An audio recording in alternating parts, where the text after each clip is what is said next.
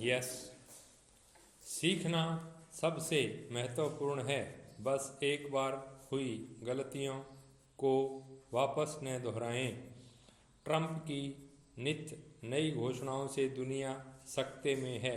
उन्होंने कहा है कि निर्यातित कार, सेमीकंडक्टर और औषधियों के बाद अब लकड़ी और वन उत्पादों पर नए टैरिफ की घोषणा जल्द की जाएगी।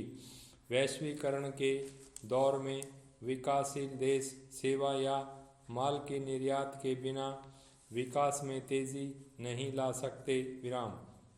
इस वर्ष भी तमाम विकास के दावों के बीच भारत ने आयात ज़्यादा किया और निर्यात कम।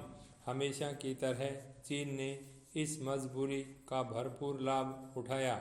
आखिर क्यों हम निर्यात में बड़े ही नहीं, छोटे सक्षम पड़ोसियों से भी पीछे हैं? कृषि प्रधान हमारे देश में क्यों दूध, गेहूं, चावल, चीनी, स्टील, दवाएं, मोबाइल, सामान्य ज़रूरतों की वस्तुएं वैश्विक बाजार से महंगी हैं? गेहूं या दूध जितनी लागत पर हम पैदा करते हैं, उससे कम पर 7 समंदर पार से आ सकता है। कुछ खनिज हमारे यहाँ भी पैदा होते हैं।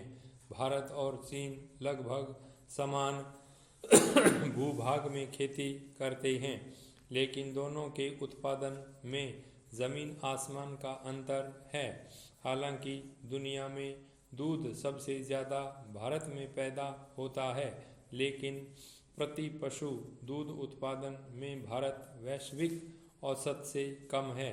मोबाइल से लेकर बल्ब तक भारत को चीन सस्ता देता है।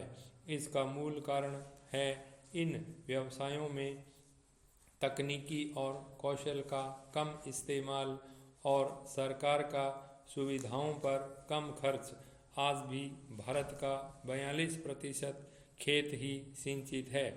चारागाह कम होने से व पशुओं का चारा महंगा होता गया है, उत्पादन नहीं। उत्पादकता क्रांति आज जरूरी है। विज्ञान और तकनीक का हमारे जीवन में जैसे जैसे प्रभाव बढ़ रहा है, जो जो बातें प्रभावित और आहत हुई हैं, उनमें से एक है विवाह नाम की संस्था। धीरे धीरे विवाह के मतलब बदलते ही जा रहे हैं। एक होता है ज्ञान यानी नॉलेज और दूसरा होता है सबक यानी लेसन। जैसे मिठाई में शक्कर होती है पर दिखती नहीं, ऐसे ही ज्ञान में सबक होता है पर दिखता नहीं। विराम। हमारे यहाँ शादी में एक सप्तपदी की परंपरा है। वर वधू एक दूसरे को 7 वचन देते हैं। अब इसे यूं समझें कि शादी सबक है और सप्तपदी ज्ञान है। विराम। लोग फेरे तो ले लेते हैं, फिर भूल ही जाते हैं कि बात क्या हुई थी वर वधू में। और अब तो कोर्ट ने भी कह दिया है कि हिंदू विवाह अधिनियम 1955 की धारा 7 के तहत यदि उचित रीति रिवाज और उत्सव के साथ फेरे लिए गए हों तो वही विधि पूर्वक विवाह माना जाएगा। तो कानून की मुहर लग गई। विराम। इसलिए 7 फेरे केवल संस्कार ही नहीं, कानून भी है। यदि सप्तपदी का ज्ञान ठीक से हो जाए तो विवाह एक बहुत बढ़िया सबक बन जाता है। विराम।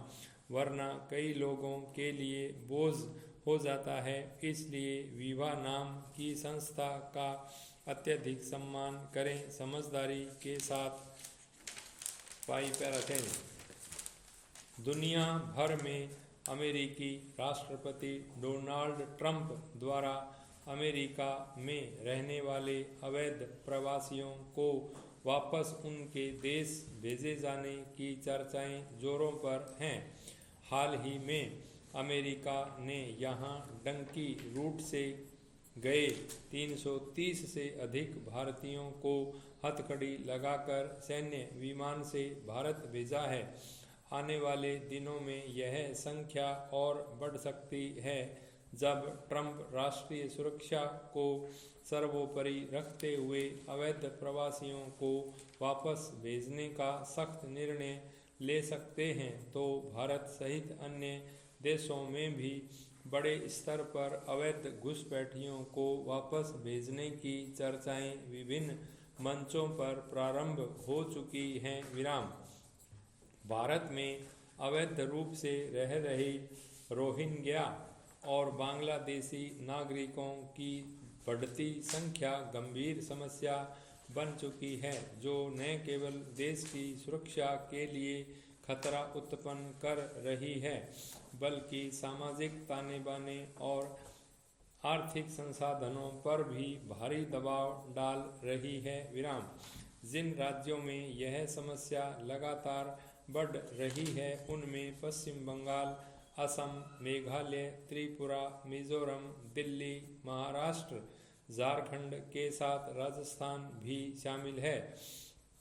इन राज्यों में अवैध घुसपैठियों, विशेषकर बांग्लादेशियों की संख्या बढ़ने के बाद अपराध, मानव तस्करी और राष्ट्र विरोधी गतिविधियों में भी वृद्धि हुई है। वर्तमान में देश में करीब 3 करोड़ से ज़्यादा अवैध बांग्लादेशी रह रहे हैं। राजस्थान में जयपुर, अजमेर, कोटा और जोधपुर जैसे शहरों में बड़ी तादाद में अवैध बांग्लादेशी रहते हैं। विराम। इनमें से अधिकांश आपराधिक गतिविधियों में संलिप्त रहते हैं। जयपुर पुलिस ने हाल ही में 500 से अधिक अवैध बांग्लादेशियों और रोहिंग्याओं को हिरासत में लिया था। वहीं अजमेर में 12 दिनों में 8 अवैध बांग्लादेशियों की गिरफ्तारी हुई है। अवैध प्रवासियों के बढ़ने से अपराध की घटनाओं में अप्रत्याशित वृद्धि हुई है। ये लोग फर्जी दस्तावेज तैयार कर ड्रग्स तस्करी, मानव तस्करी और चोरी डकैती जैसी आपराधिक गतिविधियों में संलिप्त पाए गए हैं। जयपुर में पुलिस ने हाल ही में एक अभियान के दौरान पाया कि कई अवैध प्रवासी आधार कार्ड और राशन कार्ड प्राप्त कर चुके हैं और सरकारी सुविधाओं का लाभ उठा रहे हैं। असम, पश्चिम बंगाल और उत्तर पूर्वी राज्यों में इन प्रवासियों की संलिप्तता आतंकवादी गतिविधियों में भी देखी गई है। भारत में घुसे बांग्लादेशी नागरिक स्थानीय एजेंटों की मदद से मात्र 2-4 हज़ार रुपये में फर्जी आधार कार्ड प्राप्त कर लेते हैं। यह दस्तावेज उन्हें देश के किसी भी हिस्से में बसने और रोजगार पाने योग्य बना देता है। ये एजेंट न केवल उनके लिए नौकरी की व्यवस्था करते हैं, बल्कि इसके बदले उनसे कमीशन भी वसूलते हैं। विराम। इन अवैध अप्रवासियों को बसाने के लिए एक संगठित नेटवर्क सक्रिय रूप से कार्यरत है। बांग्लादेशी नागरिक अपने खिलाफ दर्ज मामलों से भी नहीं घबराते, क्योंकि कानूनी प्रक्रिया लंबी होने के कारण यह उनके भारत में ठहराव की गारंटी बन जाती है। जब तक मामला अदालत में चलता है तब तक उन्हें निर्वासित नहीं किया जा सकता।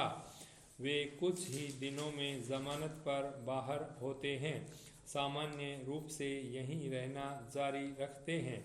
इस तरह अवैध अप्रवासियों का एक व्यापक तंत्र देश के लिए गंभीर चुनौती बना हुआ है। विराम। यह विडंबना भी है कि अत्यंत चिंताजनक भी है कि कुछ राज्य सरकारें इन्हें वोट बैंक के रूप में देखती हैं और इसी कारण इस गंभीर मुद्दे को नज़रअंदाज कर रही है। हालांकि असम में अवैध घुसपैठ पर सख्त निर्णय लेकर राष्ट्रीय नागरिक रजिस्टर लागू भी किया गया है। इससे लाखों अवैध प्रवासियों की पहचान तो हो पाई, लेकिन इन लोगों को वापस भेजना एक बड़ी चुनौती बनी हुई है। विराम। ऐसे में सरकार को इस मुद्दे पर सख्त नीति अपनानी चाहिए और राष्ट्रीय सुरक्षा को सर्वोच्च प्राथमिकता देनी चाहिए। यदि राज्य सरकारें अवैध प्रवासियों को संरक्षण देती रहेंगी तो यह देश की आंतरिक सुरक्षा और सामाजिक ताने बाने के लिए एक बड़ा खतरा बन सकता है। स्टॉप।